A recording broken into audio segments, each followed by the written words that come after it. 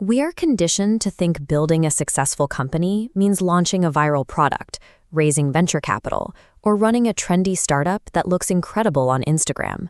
But optimizing for aesthetics carries a very steep mathematical penalty. You enter a market where everyone else wants to be, which drives customer acquisition costs through the roof and pushes profit margins down to a fraction of a percent. The result is a business that might look impressive to your friends, but quietly drains your bank account. You take on all the exhaustion and burnout of running a company, with almost none of the actual financial stability. There is a completely different approach. It lives in the boring economy.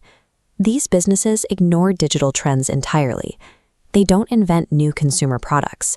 They just solve relentless, unglamorous, everyday problems quietly and efficiently. Tapping into this economy requires a specific psychological shift. You have to actively decide to trade social prestige and your ego for stable, recurring cash flow. To find where the real money is hiding, we can map out the landscape of potential business ideas. This chart plots market competition against social glamour. Launch a flashy startup and you land in the top right. Prestige attracts thousands of founders, heavily saturating the space.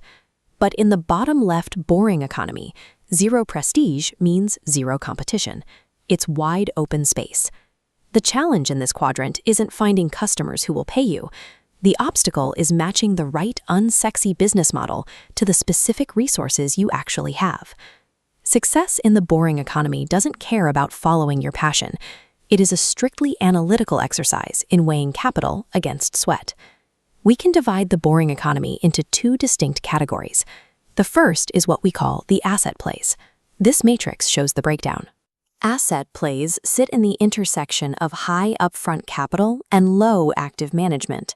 They require money, real estate, or the ability to build local infrastructure to get off the ground.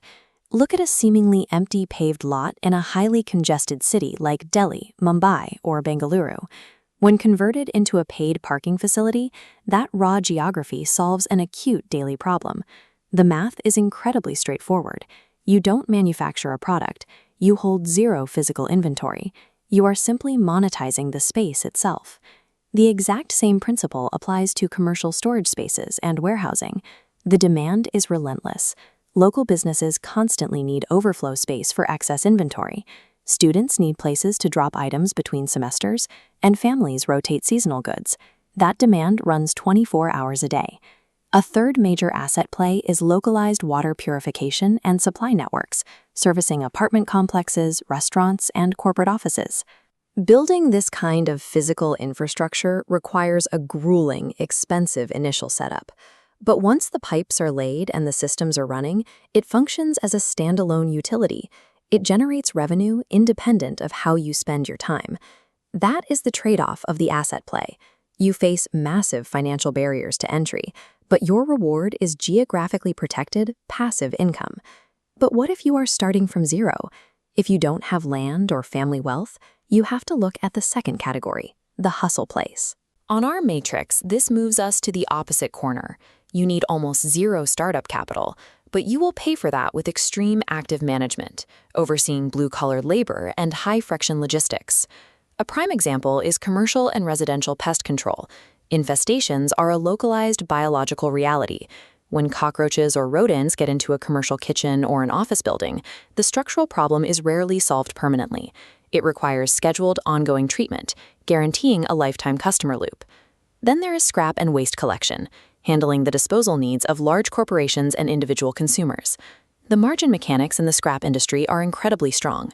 You create value purely through aggregation, collecting scattered paper, metal, plastics, and electronic waste, pooling them together and selling them up the supply chain. Finally, consider a commercial laundry and linen service built for time-poor working professionals. If you can solve the messy logistics of picking up, cleaning, and reliably delivering clothes on time every week, you lock in B2C recurring revenue that almost never churns. But you have to be honest about the reality of hustle plays. You are directly managing unglamorous environments and putting out fires daily. It is extremely difficult to step away and automate the work.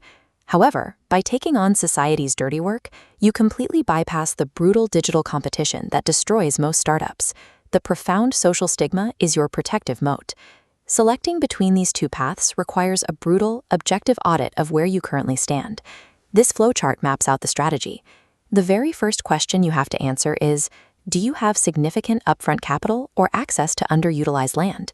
If the answer is yes, you are capital rich and likely time poor. You belong in the asset place, focusing on models like storage, parking, or utilities. Your move is to ignore service-heavy businesses entirely. Deploy your capital to build systems that yield passive appreciation and function without your daily input. But if the answer is no, if you are bootstrapping with little cash, your path points directly to the hustle plays.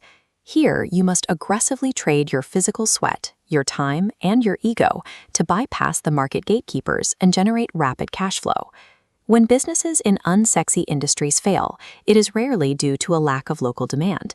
It happens because the founder chose a model that directly contradicted their actual resources. Across all 6 of these models, one unifying rule dictates success. Extreme, robotic consistency heavily outweighs the need for daily innovation.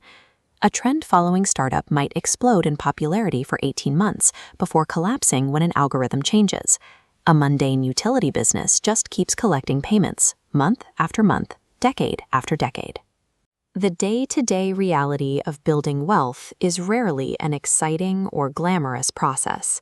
If you evaluate your business ideas based on how impressive they sound in a social setting, you are optimizing for the wrong outcome. The most reliable path to entrepreneurial independence is to choose your battle based strictly on the math, the recurring local demand, and a complete indifference to prestige.